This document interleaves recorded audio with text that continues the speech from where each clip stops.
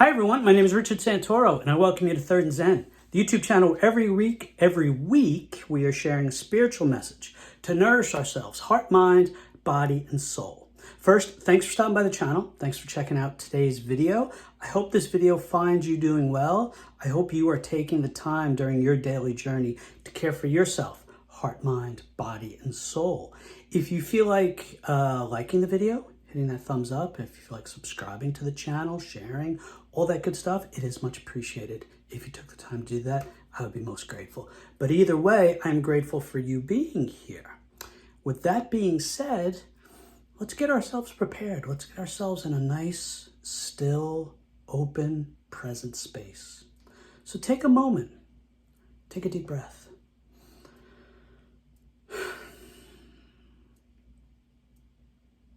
Allow yourself to just be here. No pressure, no expectations. Just invite yourself to breathe and be present, be open, be available, and just soften into this moment.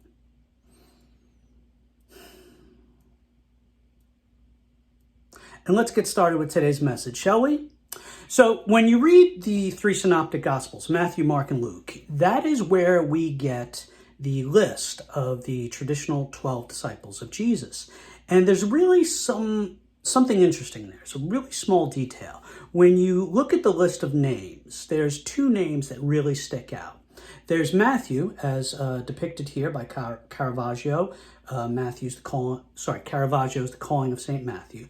There's Matthew the tax collector, and then there is Simon, not Simon Peter, but a different Simon, Simon the Zealot. So you got Matthew the tax collector, and you got Simon the Zealot. And what's super interesting about that, to put us back into first century Israel context, the tax collector was hated. The tax collector was an enemy of the Israelites because the tax collector was conspiring with the Roman conquerors to get taxes from people and get as much money as they could. So Matthew was an enemy, and Simon the Zealot. The Zealots were the more militant wing of the Jewish people in Israel at the time, where they were out to dispel Roman rule and sworn to kill people that were conspiring with Rome. So Jesus called as one of his inner circle, as one of his best, one of his loved ones, Simon the Zealot, who was sworn to kill Matthew the tax collector. And it's just a fascinating dynamic, because what it says right there is that Jesus didn't want cookie cutter, carbon copy individuals. He didn't want everybody that had to fit a certain mold. He wanted people. He wanted individuals. He wanted them themselves. He wanted whatever individuality, unique, wonderful gifts each person had to bring. And yes, he would shape them and mold them and teach them to follow a way, follow in his footsteps and his teachings, but he wanted people to be people.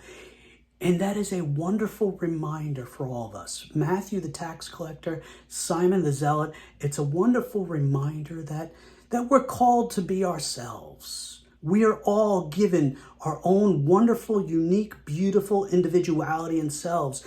And there's nothing wrong with that.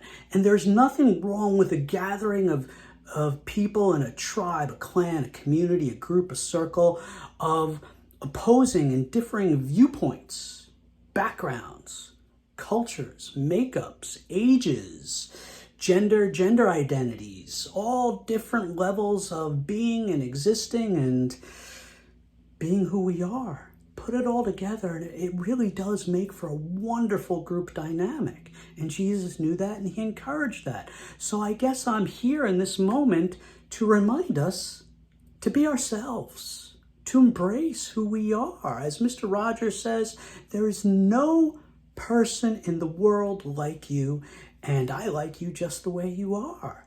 And the great philosopher Charles Bukowski says, and here it is, I want this to land for all of us, because we, in so many ways, do try to be ourselves, but there are always impediments. And as Charles Bukowski says, can you remember who you were before the world told you who you should be? Can you remember who you were before the world told you who you should be? And it's a reminder that we are all given such wonderful, unique gifts, talents, abilities, personalities, experiences, journeys. We're all wonderful. We're all unique. We're all encouraged and invited by the Creator to be ourselves, to blossom and flourish as who we are, not who the world or society or individuals or challenging relationships tell us who we should be. So with all that being said, I want to talk about somebody really briefly, and then we're going to pivot into the real bulk of what this message is going to be. Cat Stevens, the wonderful 70s singer-songwriter. When I was growing up as a kid in the 70s, my mom, we had our record player, and we always had music playing. There were always records playing. My mom, big advocate of music, and it was wonderful growing up in a house with the records going in the 70s. And Cat Stevens, his music was a big staple in our house growing up. We were all big fans of his. Peace Train, Wild World, Moon Shadow. The song Father and Son still makes me cry. Morning is Broken, the wonderful hymn. Cat Stevens' version is my dad's favorite song. Now, the great thing about Cat Stevens in relation to what I'm trying to say today, Cat Stevens was one of the biggest recording acts of the 1970s, singer, songwriter, wonderful voice, huge hits.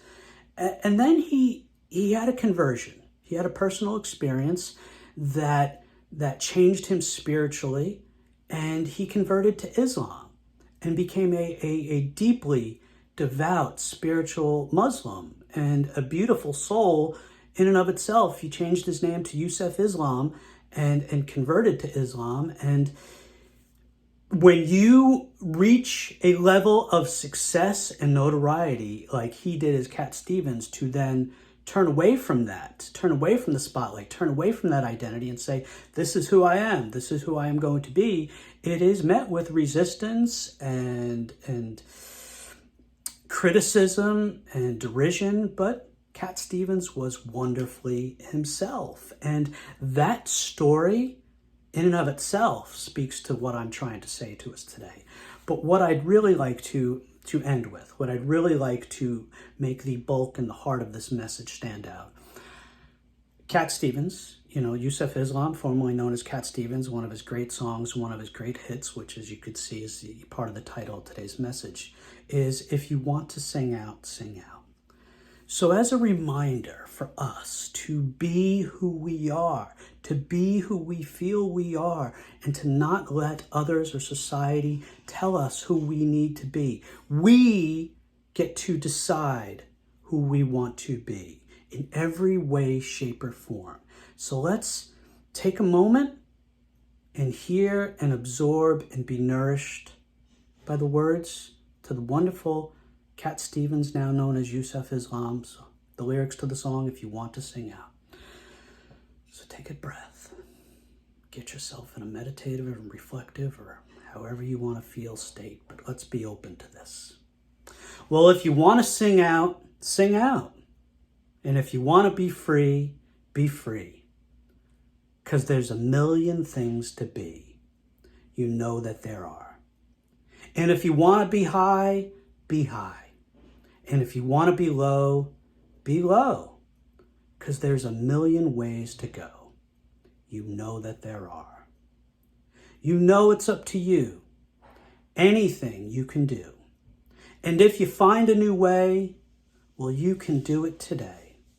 Well, you can make it all true. And you can make it undo. You see? It's easy. You only need to know.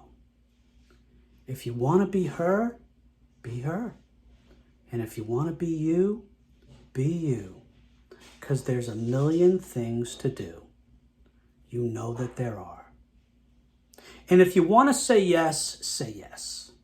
And if you want to say no, say no. Because there's a million ways to go. You know that there are. You know it's up to you. Anything you can do. And if you find a new way, well, you can do it today. Well, you can make it all true, and you can make it undo. You see? It's easy. You only need to know. Well, if you want to sing out, sing out. And if you want to be free, be free. Because there's a million things to be.